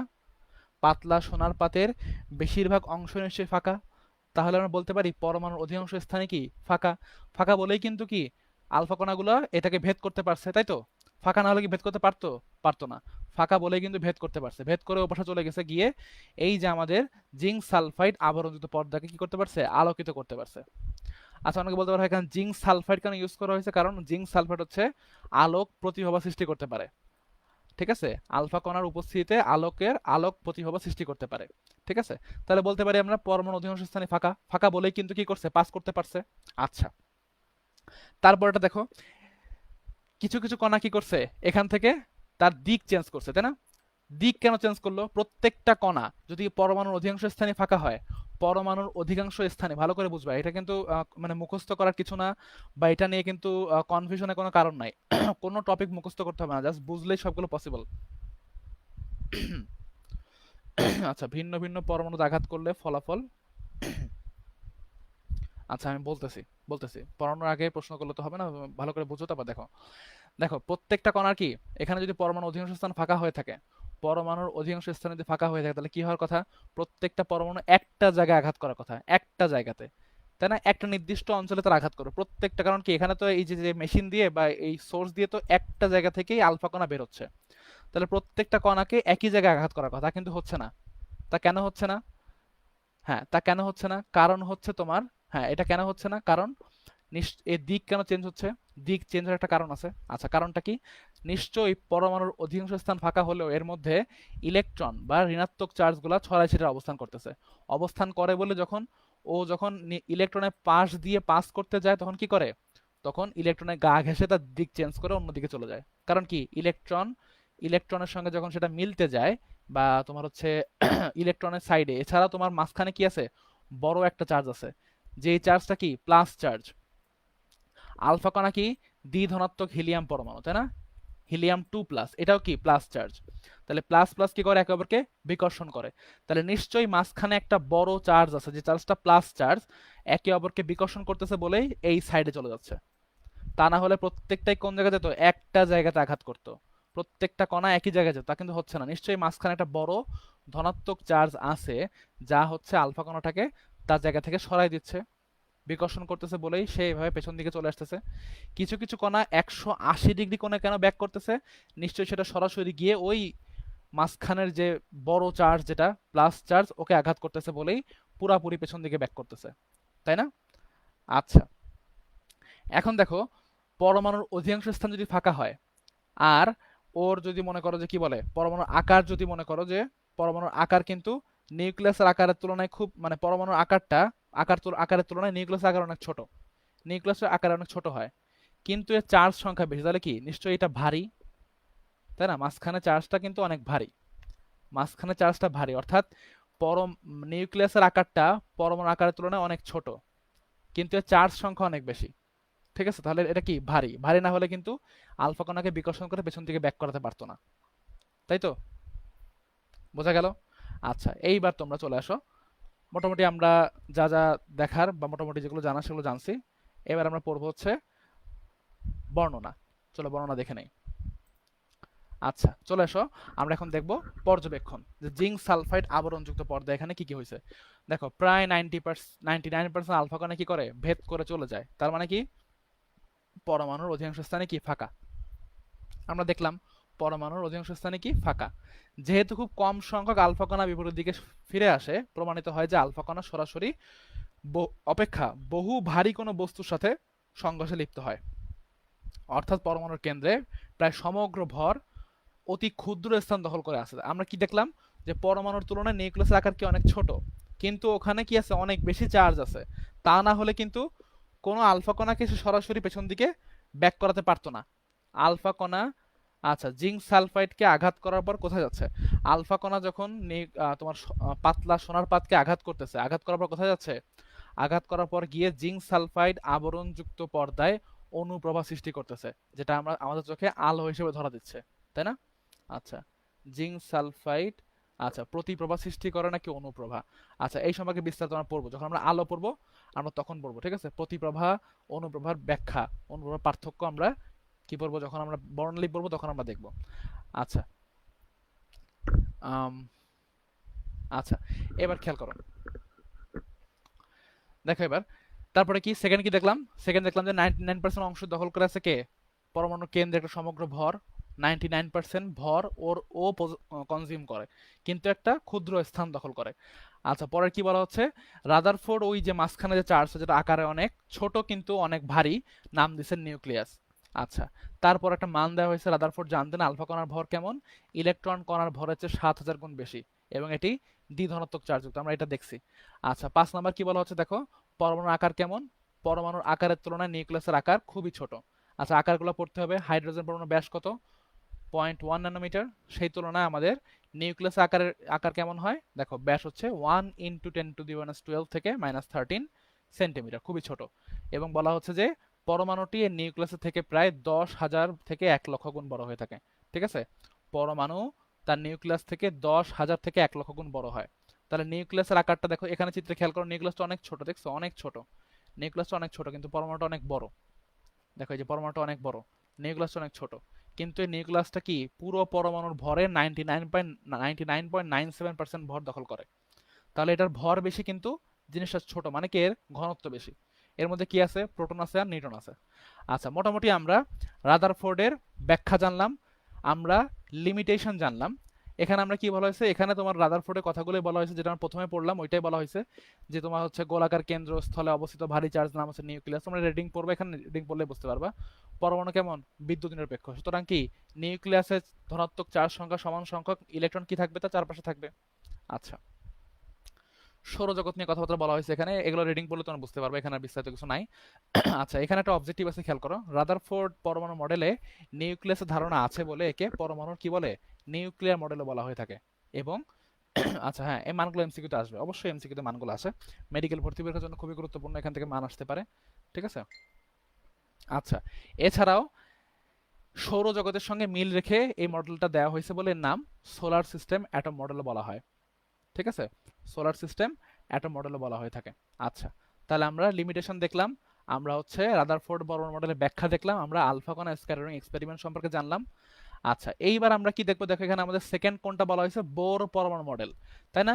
কিন্তু দেখো তো, বোর পরমাণু মডেল বলার আগে এখানে কিছু কথা আছে। ইলেকট্রন আবিষ্কারের পরে পরমাণু গঠন সম্পর্কে বিজ্ঞানী থমসন কি করছেন, প্লাম পুডিং পরমাণু মডেল আবিষ্কার করছেন। কত সালে? 1897 সালে আবিষ্কার করছিলেন কি, ক্যাথোড রশ্মির সাহায্যে ইলেকট্রন। ভালো করে খেয়াল করো, 1897 সালে যে যে থমসন আবিষ্কার করছেন ক্যাথোড রশ্মির সাহায্যে ইলেকট্রন, 1898 সালে কি করছেন, প্লাম পুডিং মডেল আবিষ্কার করছেন। ঠিক আছে, ওইটা যখন আবিষ্কার হয়েছে তারপরে কিন্তু 1911 সালে বিজ্ঞানী রাদারফোর্ড এই আলফা কণা পরীক্ষা করছেন, তার মাধ্যমে কি আবিষ্কার করলেন, নিউক্লিয়াস। আচ্ছা, এবার আমরা দেখে আসি বিজ্ঞানী যে যে থমসনের প্লাম পুডিং মডেলটা দেখে আসি, তাই না? আমরা এতক্ষণ ধরে এত কিছু পড়লাম, প্লাম পুডিং মডেল না দেখলে হবে? আচ্ছা দেখো, এইটার নাম, আগে আমরা এটা দেখি কেন নাম প্লাম পুডিং মডেল। এর অনেকগুলো নাম আছে, নামগুলো লিখে নাও।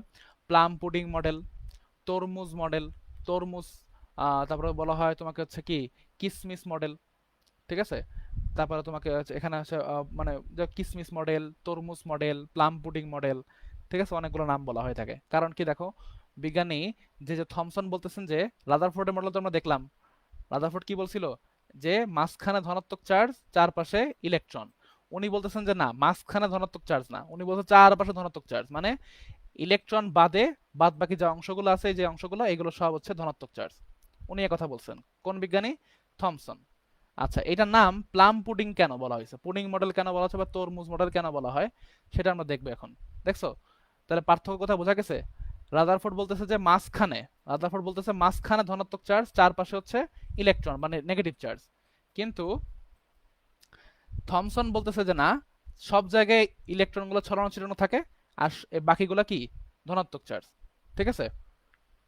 আচ্ছা, কিশমিশের মতন নাই, হ্যাঁ কিশমিশ আমরা হচ্ছে দেখতেছি, কিশমিশ কেন বলা হয়, কিশমিশ দেখবো, তরমুজ দেখবো, সবই দেখবো। ঠিক আছে, যেটা আবার তো হচ্ছে রমজান মাস, রমজান মাসে যাক আমরা এখন রোজা নাই, মানে এখন তো হচ্ছে রোজা ভঙ্গ অবস্থায় আছি, এখন দেখলে সমস্যা নাই।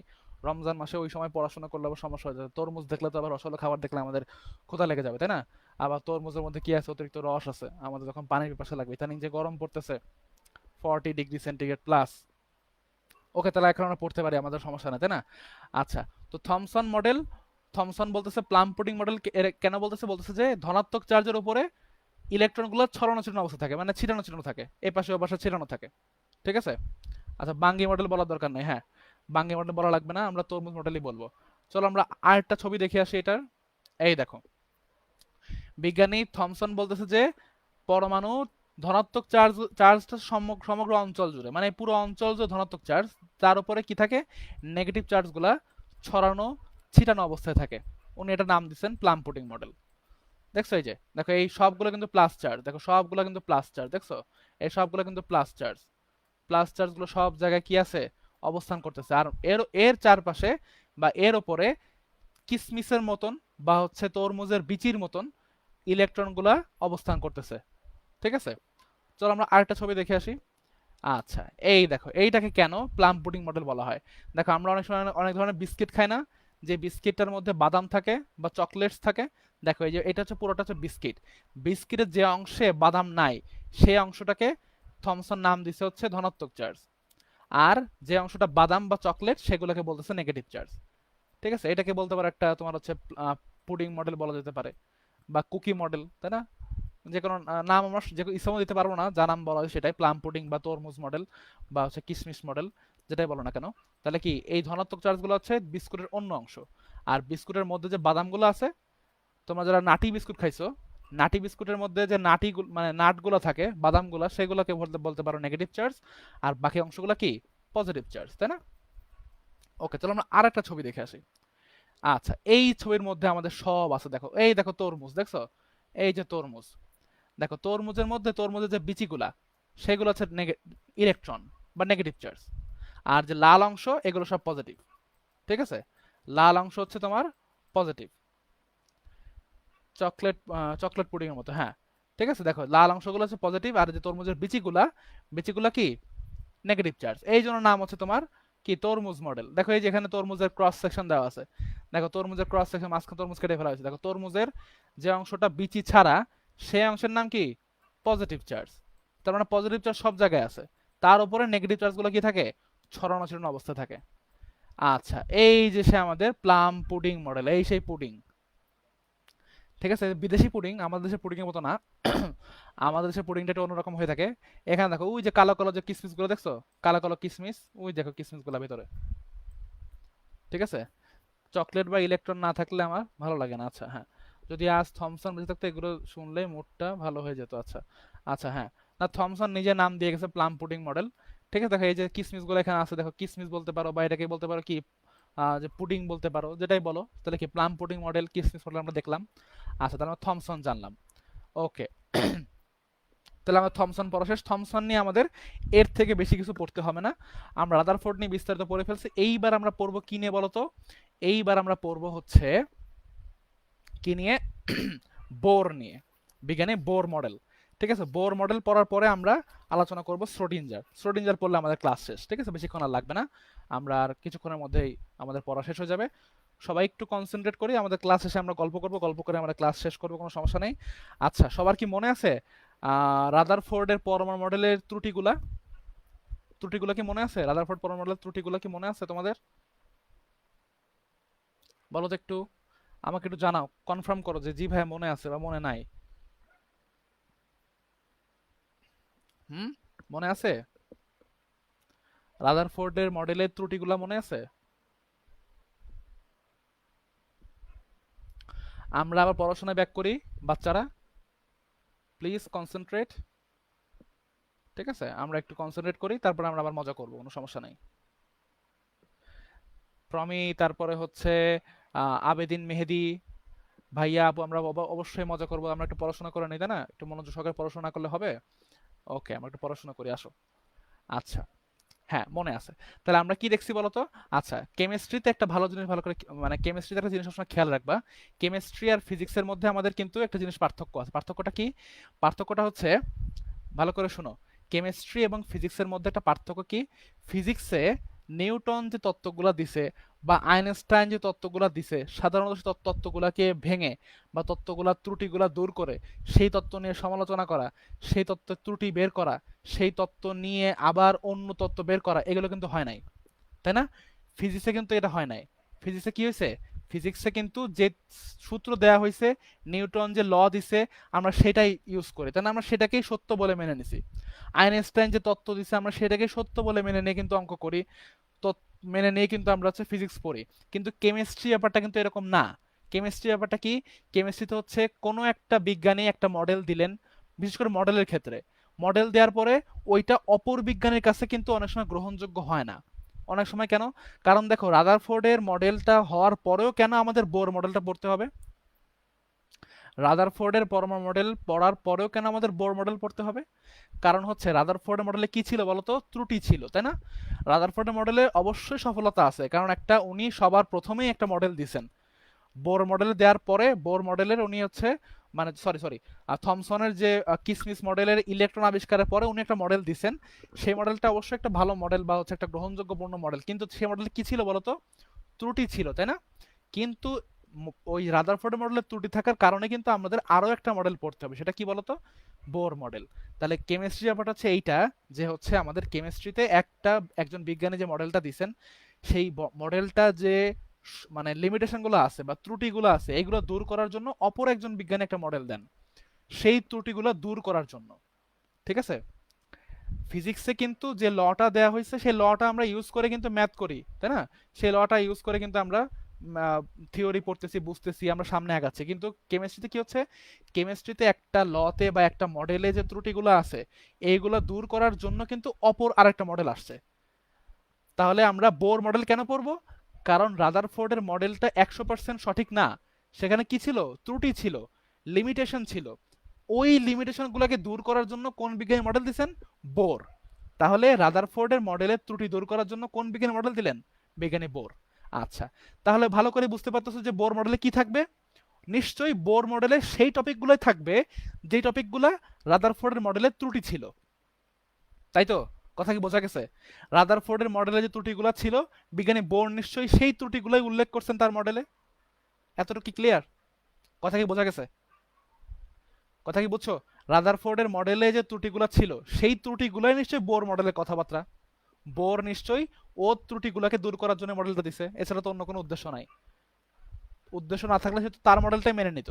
বোর তো বলতো যে ভাই ঠিক আছে রাদারফোর্ড তোর মডেলটাই সঠিক, কোনো সমস্যা নেই, কিন্তু তা তো মেনে নেয় নাই। সে কি করছে, বাকামি করে আরো একটা ভালো মডেল দিছে, যে মডেলটায় রাদারফোর্ডের মডেলের ত্রুটিগুলো দূর হয়েছে। তাই না? কথা তো এইটাই নাকি? বোঝা গেছে ব্যাপারটা?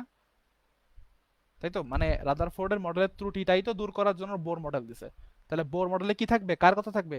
নিশ্চয়ই রাদারফোর্ডের মডেলের ত্রুটিগুলোই উল্লেখ থাকবে। আচ্ছা, যদি আমরা এটা বুঝে থাকি তাহলে আমরা চলে যাই আমাদের পড়াশোনায়। চলো বইটা বের করি আমরা। বইটা বের করে আমরা আমাদের মেইন আলোচনায় চলে আসি। দেখো এখানে খেয়াল করো, একটু ছবিটা ভালো করে দেখো, এখানে কি বলা হচ্ছে দেখো। পদার্থবিজ্ঞানী ম্যাক্স প্লাঙ্ক আইনস্টাইনের তত্ত্ব যেটা ছিল কোয়ান্টাম তত্ত্ব, সেখান থেকে খেয়াল করো পদার্থবিজ্ঞানী নিলস বোর কি করছে 1913 সালে 1913 সালে 1913 সালে 13 খ্রিস্টাব্দে রাদারফোর্ড পরমাণু মডেলের কিছু ত্রুটি দূর করেন। দেখছো বইতে কিন্তু উল্লেখ করাই আছে, রাদারফোর্ড পরমাণু মডেলের কিছু ত্রুটি দূর করেন। তখন নিলস বোর পরীক্ষাগারে কাজ করতেন। রাদারফোর্ড প্রদত্ত পরমাণু মডেলে 3টি ত্রুটি দূর করা হয়েছে। কয়টা ত্রুটি বলতো? 3টা। তাহলে বোর মডেলটা কেন আসছে? রাদারফোর্ড মডেলের ত্রুটি দূর করার জন্য। আচ্ছা, ত্রুটি দূর করা বলতে কোন কোন ত্রুটি দূর করা হয়েছে? 3টা ত্রুটি। তাহলে আমরা অপর পেজে কয়টা ত্রুটি পড়ছিলাম বলতো? 5টা ত্রুটি, তাই না? 5টা ত্রুটি পড়ছিলাম। তাহলে এখানে কয়টা ত্রুটি দূর করা হয়েছে? 3টা। কোন 3টা দেখো তো? ম্যাক্সওয়েলের তত্ত্বভিত্তিক ত্রুটি, মানে কি 2 নাম্বারটা। আমাদের রাদারফোর্ডের ত্রুটি 2 নাম্বারটা এখানে দূর করা হয়েছে। কোনটা? ম্যাক্সওয়েলের তত্ত্বভিত্তিক ত্রুটি। আচ্ছা, তারপরে বলা হচ্ছে কোনটা? 2 নাম্বারটা ইলেকট্রনের কক্ষপথের আকার ভিত্তিক ত্রুটি। তাহলে কোন নাম্বারটা বলো তো? তাহলে কোনটা? আকার ভিত্তিক 4 নাম্বারটা। দেখছো কক্ষপথের আকার ও আকৃতি সম্বন্ধে ত্রুটি যেটা সেটা দূর করা হয়েছে। আচ্ছা, 3 নম্বরে কি বলা হচ্ছে? হাইড্রোজেন পরমাণুর বর্ণালী সম্পর্কিত ব্যাখ্যা এখানে দেওয়া হয়েছে। তাহলে কোনটা? 3 নাম্বারটা। তাহলে ওর 3 নাম্বার এর 3 নাম্বার একই, তাহলে 2 নাম্বার 3 নাম্বার 4 নাম্বার এই 3টার ব্যাখ্যা এখানে দেওয়া হয়েছে, তাই না? এই 3টার ব্যাখ্যা এখানে দেওয়া হয়েছে। আচ্ছা, প্রথমটার ব্যাখ্যা দেওয়া হয় নাই আর 5 নাম্বারটার ব্যাখ্যা দেওয়া হয় নাই। আচ্ছা, তাহলে এবার বলো তো রাদারফোর্ডের মডেলের ব্যাখ্যা ছিল ত্রুটি কয়টা ছিল? 5টা ত্রুটি, তাই না? কি কি ত্রুটি? 5টা ত্রুটি আমরা পড়ছি। আচ্ছা, তার মধ্যে 3টা ত্রুটি দূর করছে কে? Nils bore. তাহলে কোন 3টা? ম্যাক্সওয়েলের তত্ত্বভিত্তিক ত্রুটি, বর্ণালীর ত্রুটি, আর হচ্ছে ইলেকট্রনের কক্ষপথের আকার ভিত্তিক ত্রুটি। তাহলে 5 নাম্বার যে ত্রুটিটা ছিল, একাধিক ইলেকট্রন বিশিষ্ট পরমাণুতে ইলেকট্রনগুলা কিভাবে নিউক্লিয়াসে মানে পরিভ্রমণ করে, অর্থাৎ একের বেশি ইলেকট্রন থাকলে তার ক্ষেত্রে ব্যাখ্যাটা কেমন হবে, এই ব্যাখ্যাটা রাদারফোর্ড দিতে পারে নাই, বোরও দিতে পারে নাই। তাহলে নিশ্চয়ই রাদারফোর্ডের 5 নাম্বার যে ত্রুটিটা, এইটা নিশ্চয়ই বোর পরমাণু মডেলের ত্রুটি। কারণ কি বোর কি পারছে ব্যাখ্যা দিতে এটা 5 নাম্বারটা, যে একাধিক ইলেকট্রন থাকলে নিউক্লিয়াসকে কেন্দ্র মানে তারা কিভাবে পরিভ্রমণ করবে, এই ব্যাখ্যা তো বোরও পারে না দিতে। তাহলে নিশ্চয়ই এই ত্রুটিটা বোরেরও ত্রুটি। বোঝা গেছে? কমেন্ট লেট করে আসে, একটু তোমার কমেন্টটা করো, আমি দেখে নিই তো বুঝছো কিনা। রাদারফোর্ডের 5 নাম্বার ত্রুটিটা কি ছিল? একাধিক ইলেকট্রনের মানে বিশিষ্ট পরমাণুতে ইলেকট্রনগুলো ব্যাখ্যা কিন্তু দিতে পারে না, রাদারফোর্ড পারে নাই। এমনকি বোরও এইটার ব্যাখ্যা দিতে পারে নাই। তাহলে নিশ্চয়ই এই ত্রুটিটা বোর মডেলেরও ত্রুটি, তাই না? দেখো, এই দেখো, চলে আসো বোর মডেলের সীমাবদ্ধতা। বোর মডেলের সীমাবদ্ধতা বের করো। এই দেখো ওখানে প্রথমটা খেয়াল করো, একদম 1 নাম্বারটা চলে আসো। একদম 1 নাম্বারটা কি বলছে দেখো, বোর পরমাণু মডেল হাইড্রোজেন ও একক ইলেকট্রন বিশিষ্ট আয়নগুলোর ব্যাখ্যা করতে পারলেও একাধিক ইলেকট্রন বিশিষ্ট পরমাণু বর্ণালী ব্যাখ্যা করতে পারে না। বোঝা গেছে তাহলে? নিশ্চয়ই তাহলে রাদারফোর্ডের 5 নাম্বার ত্রুটিটাও নিশ্চয়ই বোর মডেলেরও ত্রুটি, কারণ বোর কি পারছে ওইটার ব্যাখ্যা দিতে পারে নাই। কয়টা ত্রুটি দূর করছে? 3টা ত্রুটি দূর করছে। কোন 3টা? ম্যাক্সওয়েলের ত্রুটি, ইলেকট্রনের কক্ষপথের আকার ভিত্তিক ত্রুটি, আর হচ্ছে আমাদের বর্ণালীর ত্রুটি, হাইড্রোজেন পরমাণু বর্ণালীর ত্রুটি। তাহলে 1 নাম্বার পারে নাই, 5 নাম্বার পারে নাই। আচ্ছা, 1 নাম্বারে কি ছিল? সৌরজগতের গ্রহ সম্পর্কিত কথাবার্তা ছিল। তো রাদারফোর্ড বলছে যে এই মডেলটা সৌরজগতের মতন মডেল, ওই জন্য তিনি বলছেন এটা সৌর মডেল। সৌর মডেল বলার কারণে গ্রহ সম্পর্কিত তুলনা তিনি দিচ্ছেন। তো বোর বলতেছে ভাই এটা সৌরজগতের মতো কোনো মডেলই না। ঠিক আছে, উনি জাস্ট ত্রুটি দূর না করে কথা দিয়ে দূর করে দিছে, বুঝছো? তাহলে জাস্ট একটাই ত্রুটি থাকতেছে, কোনটা? 5 নাম্বারটা। ঠিক আছে? তাহলে জাস্ট 5 নাম্বার ত্রুটি, যেটা রাদারফোর্ড মডেলের 5 নাম্বার ত্রুটিটাই জাস্ট শুধুমাত্র বোর ব্যাখ্যা দিতে পারে নাই। কিন্তু বোর একবারও বলে নাই যে ভাই এই মডেলটা হচ্ছে সৌরজগতের সাথে মিল সম্পন্ন, উনি বলেই নাই কথাটা। যেহেতু উনি বলেন নাই যে এটা সৌর মডেল বা সোলার সিস্টেম অ্যাটম মডেল, যেহেতু বলেনই নাই, তাই এটা তার ত্রুটিও না। ঠিক আছে, এটা তার ত্রুটিও না।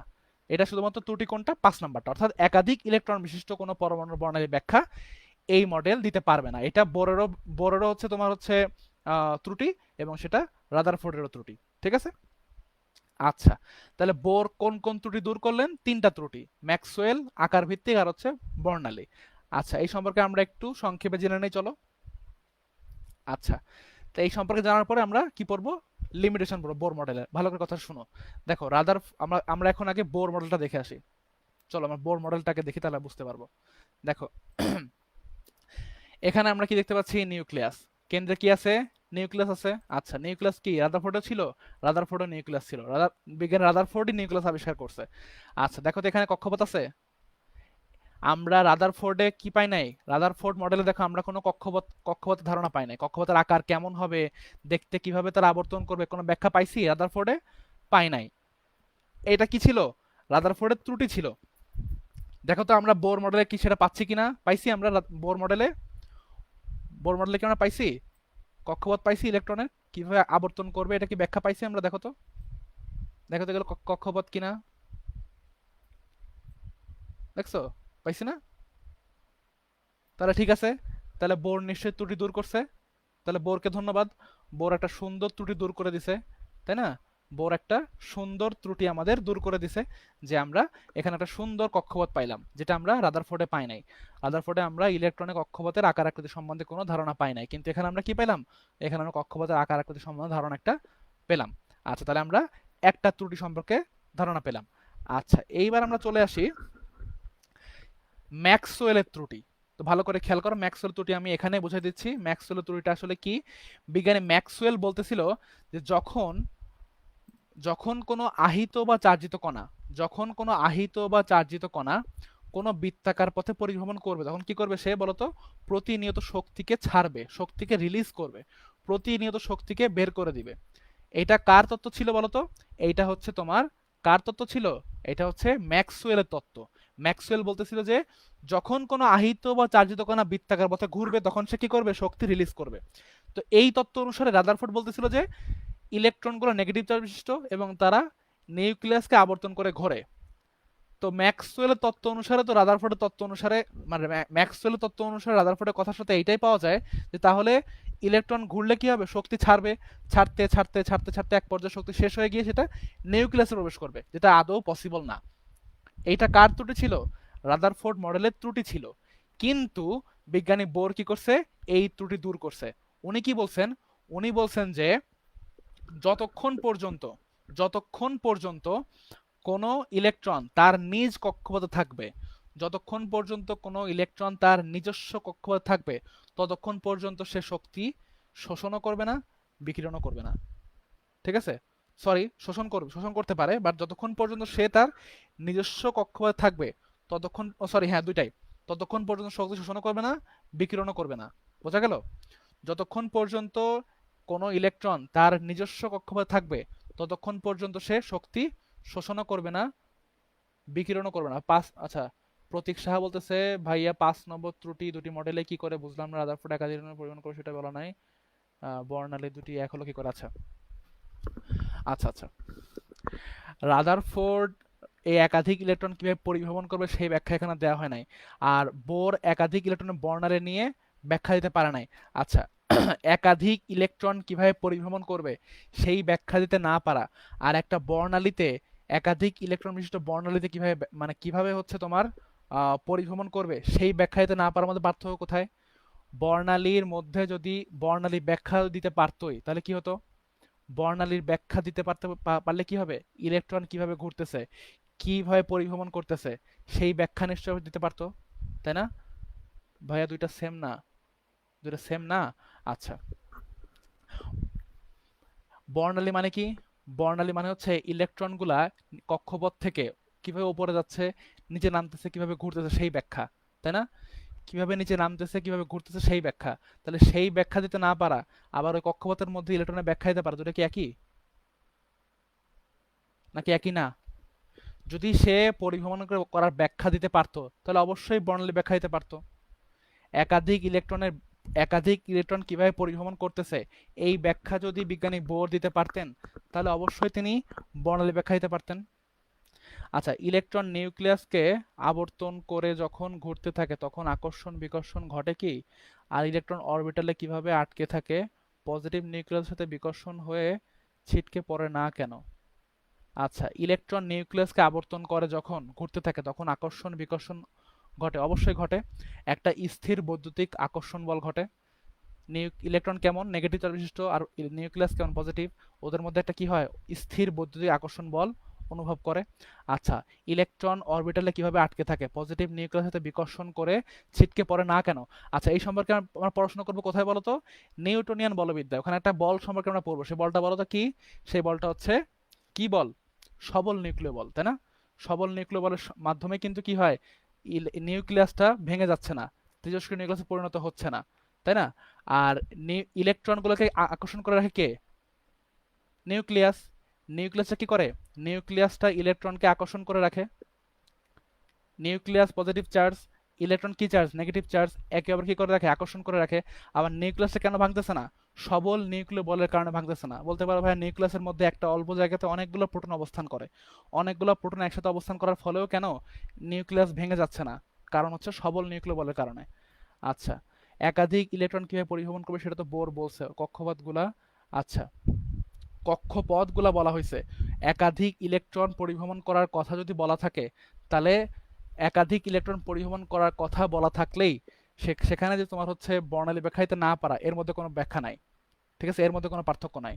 একাধিক ইলেকট্রন বিশিষ্ট পরমাণু ব্যাখ্যা দিতে পারলেও, আচ্ছা, বলা হচ্ছে কি ইলেকট্রন কি এক কক্ষপথ থেকে বারবার অবস্থান পরিবর্তন করে? আচ্ছা, ইলেকট্রন এক কক্ষপথ থেকে অবস্থান পরিবর্তন করে, অবশ্যই করে। ওপরে যায় নিচে নামে, এইটা ঘটে বলেই তো তোমার হচ্ছে বর্ণালী সম্পন্ন হয়, তাই না? ওপরে যায় নিচে নামে, এটা হয় বলে তো বর্ণালী সম্পন্ন হয়। বর্ণালী সম্পন্ন হওয়ার কারণ তো এইটাই, ইলেকট্রন ওপরে যাচ্ছে নিচে নামতেছে, তাই তো? আচ্ছা, অবশ্যই ওপরে যাবে নিচে নামবে, তবে সেটা খুব কম সময়ের জন্য, 10⁻⁸ সেকেন্ডের জন্য সেটা হয়। ইলেকট্রন খুব কম সময়ের জন্য উপরে যায় অথবা নিচে নামে এবং পুনরায় কি করে, তার নিজের অবস্থানে ফিরে আসে। আচ্ছা, আমরা আলোচনায় ফিরে আসি আবার। সেটা কি ছিল? যতক্ষণ পর্যন্ত কোনো ইলেকট্রন তার নিজ কক্ষপথে থাকবে ততক্ষণ পর্যন্ত কি করবে না, সে শক্তি শোষণ করবে না, বিকিরণও করবে না। তাহলে আমরা কি পেলাম? ম্যাক্সওয়েলের তত্ত্বভিত্তিক ত্রুটি আমরা দূর করতে পারলাম। আচ্ছা, এরপর চলে আসো। আচ্ছা, একাধিক যে কথাটা বলতেছো তোমরা, যে একাধিক ইলেকট্রন বিশিষ্ট পরমাণুর পরিবহন করার যে ব্যাখ্যা সেটা দিতে পারছে বিজ্ঞানী বোর বলতে পারছে, তাহলে বর্ণালী ব্যাখ্যা কেন দিতে পারে নাই? তাহলে এই উত্তরটা আমাকে এনে দিও, তাহলে আমি ভেবে দেখবো তারপরে। ঠিক আছে? না, ভালো প্রশ্ন করছো যে ভাইয়া, তাহলে হচ্ছে এখানে বলা আছে বর্ণালী কথা, তাহলে বর্ণালী ব্যাখ্যা দিতে পারে পারে নাই, বাট তোমার হচ্ছে আহ পরিভ্রমণ করার ব্যাখ্যা দিতে পারছে। আচ্ছা, তাহলে পরিভ্রমণ করার ব্যাখ্যা দিতে পারা সত্ত্বেও একাধিক ইলেকট্রনের বর্ণালী ব্যাখ্যা কেন দিতে পারলো না?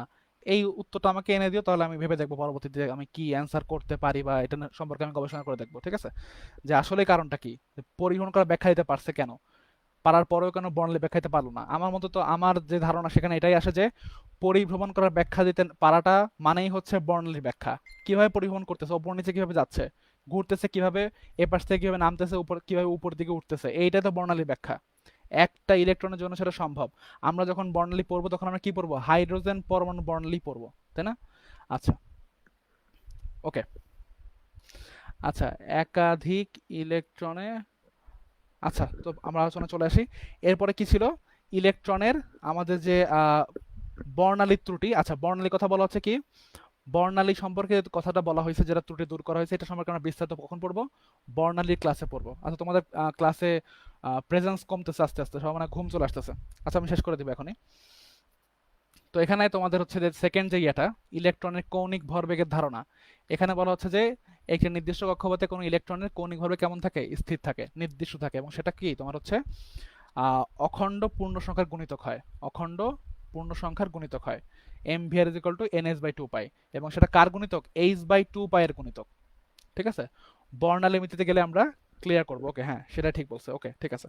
আচ্ছা এবার আমরা চলে আসি রাদারফোর্ডের, আমরা কি দেখব, সীমাবদ্ধতা দেখব। চলো দেখে ফেলি। তোমরা এখানে কি করবা, রাদারফোর্ড মডেলের যে লিমিটেশনগুলো আছে কি বলছে এখানে দেখো। দেখো ইলেকট্রনের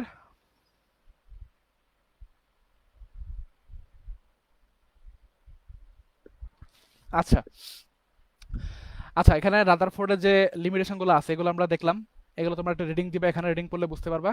আর এখানে সফলতাগুলো বলা আছে কি, সফলতা হয় তিনটা, গ্রহণযোগ্যতা বা সফলতা হয় তিনটা, যে পরমাণু মডেলের স্থায়িত্ব, বর্ণালীর ব্যাখ্যা, তারপরে কি আমাদের এখানে পাওয়া গেছে হাইড্রোজেন পরমাণুর প্রথম কক্ষপথের ব্যাসার্ধ নির্ণয় করতে পারছি আমরা।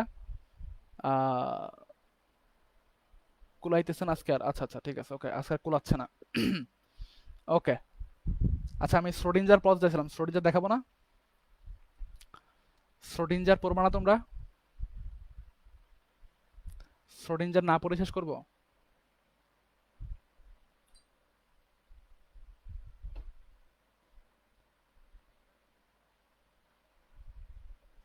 পরিভ্রমণ হয়েছে কিন্তু বর্ণালী না, আমার তো এটা মনে হলো। আচ্ছা পরিভ্রমণ,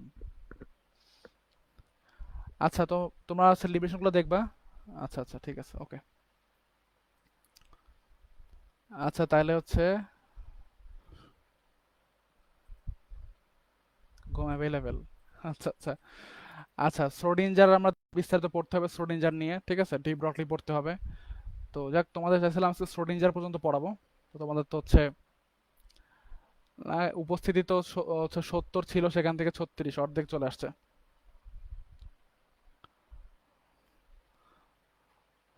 আচ্ছা আচ্ছা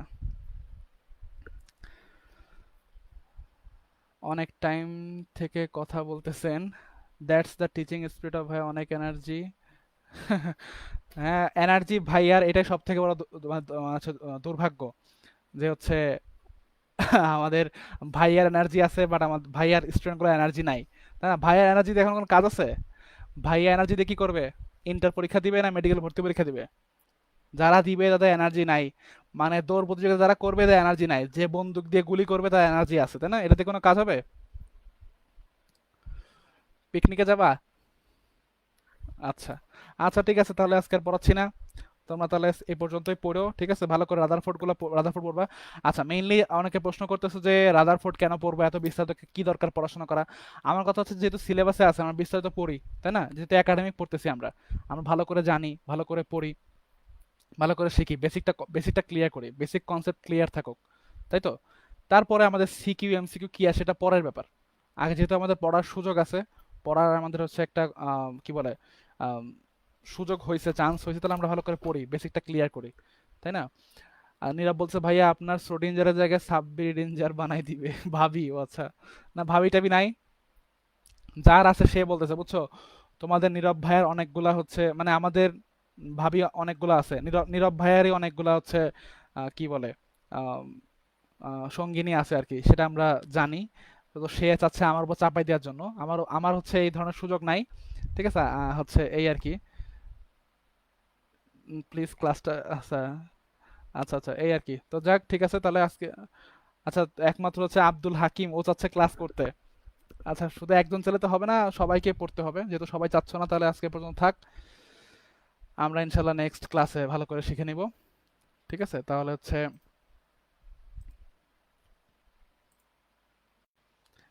আহ, হ্যাঁ হ্যাঁ এটাই আর কি।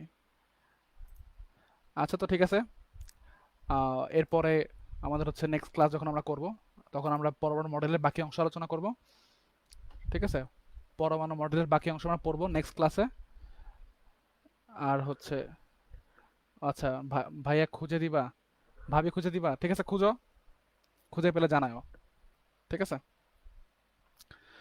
তো যাই হোক, তো তোমরা যতটুকু পড়ালাম এই এখানে তোমরা হচ্ছে নোটগুলো যেগুলো নিচে এগুলো করবা, ঠিক আছে? নোটগুলো হচ্ছে এখানে হচ্ছে গ্রুপে যে পোস্ট দেওয়ার কথা বলা হচ্ছে ওখানে পোস্ট দিবা, ঠিক আছে? যে যতটুকু পড়ালাম রিভিশন দিও, ভালো করে বুঝে নিবা, কোনো সমস্যা হলে আমাকে জানাবা, ঠিক আছে? কোথাও বুঝতে অসুবিধা হলে, বুঝতে প্রবলেম হলে আমাকে জানাবা, ঠিক আছে? আচ্ছা তো ইনশাল্লাহ আমাদের আজকে এ পর্যন্ত থাক, আমাদের সামনে দেখা হবে। আমি কখনোই কোনো ক্লাস হচ্ছে তোমার 3 ঘন্টার নিচে করাইছি বলে মনে পড়ে না, আজকে ফার্স্ট টাইম 1 ঘন্টা 19 মিনিট। এটা হচ্ছে আমার জীবনের প্রথম খুব স্বল্প সময়ের ক্লাস। বুঝছো, আমার ক্লাস কখনোই তোমার 3 ঘন্টার নিচে হয় না, 3 ঘন্টা বা 3 ঘন্টা বেশি, 3 ঘন্টা হায়েস্ট। আজকে 1 ঘন্টা তোমার হচ্ছে। আসসালামু আলাইকুম ভাইয়া, ভাবি উঠে গেলে জানায়েন আমাকে, আমি বলে দেবো ক্লাস নিচ্ছে কোন লুতুপুতু করেন নাই। আচ্ছা আচ্ছা। আচ্ছা। ভাবি নাই রে ভাই, ভাবি নাই, ভাবি থাকলে কি ক্লাস নিতে পারতাম? রাত 12টার সময় কারা ক্লাস নেয়? যারা সিঙ্গেল তারাই ক্লাস নেয়, তাই না? এ কথা তুমি কেন বুঝতেছো না? তুমি কেন যাচ্ছ পোলাপানের সামনে এটা প্রমাণ করাইতে?